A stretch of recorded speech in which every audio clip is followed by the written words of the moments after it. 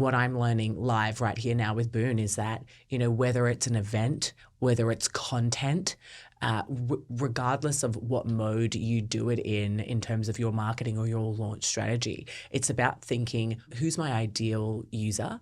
Where do they live? Will they come along to an event and actually live test my product? Or will they be able to find me online and easily test it through the content that I produce? So I think what I'm learning from you, Boon, is that it's just about coming up with a strategy that's going to best resonate with your users. Is that what you would say? Yeah, strategy is such a key thing there. Yeah. Because the pre-launch strategy, the purpose or the reason why you do pre-launch can be different.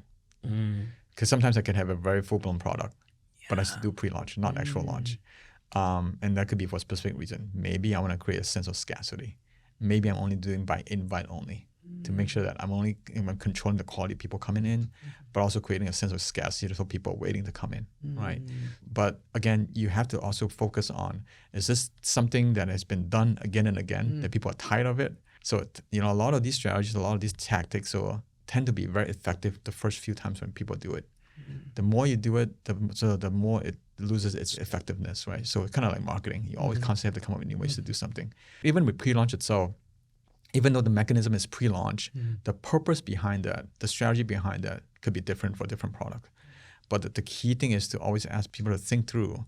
You don't have to wait for the product to be totally done before you do some pre-launch event, because there are benefits that comes with the pre-launch. It allows you to think through marketing sooner, right? Most people don't think about marketing until they get the whole thing done. But sometimes the whole thing may not be done. It might take 2 years to build something that you're happy with. Then you just miss the window opportunity to bring attention to the product. Yeah, I love it. Talk to me a little bit about paid marketing. So I've read a lot on this around, it might be great to be able to quickly get users or people that are interested and almost falsify and show investors that we have 2,000 people who have signed up. Yeah. But are those people actually going to jump onto your platform when it launches? Are they actually going to stay there? Are they going to use your product over and over again? It's what you mentioned earlier around, it's one thing to build hype and have someone click yes to attend an event. Do they actually rock up firstly? And secondly, do they continue to use your product after it? So what feedback would you give to us founders around paid marketing? So think Facebook ads, YouTube ads, that kind of stuff. Yeah, it depends on the nature of a product, obviously. But I like to rely on word of mouth marketing first before paid ads. Because unless your product is already fully sort of like default, why would you want the whole world to know about it, right? So for me, it's like, get it launched in hands of a few hundred or a few thousand people. Make sure that they're getting good experience from that. Because once they have good experience from that, first of all, they're going to tell the whole world, other people about it. Of course, I'm talking about sort of B2C consumer-based products. B2B is different. The strategy for advertising could be different. To reach out to people could be different. But if I assume that this is a B2C product where I want to do ads so people can, so that I can bring them, even B2B you can do ads, of course. But the key thing is that, can I at least make sure that when I use conventional methods of reaching out to people in my circle, in my community, door knocking, whatever, how hard is it for me to get them to install? What sort of questions did I ask when I try to get them to do it? That sort of question, you kind of have to have a good sense first.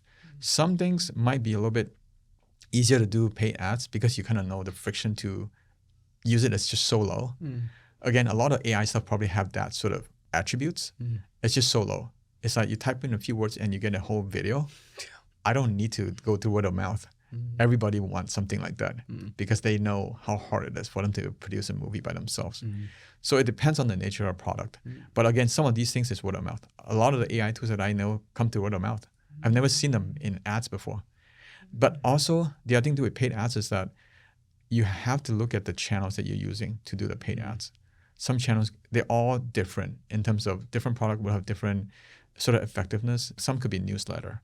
Picking the right newsletter to put your paid ads in. And so now the challenge is, as a founder, you want to maximize the bang for the buck at the end of the day.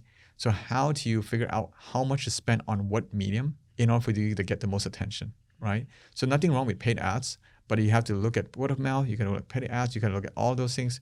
You also have to look at timing when you do it. Do you do it too soon before the product even gets to a good point? Now you bring a ton of people in, and then they'll get angry at you because the product is not, done correctly yet. And then the other big thing with a lot of startups is retention. You get them in through the door. Yes. Now you got to pay at they're through the door. But how do you make them stay?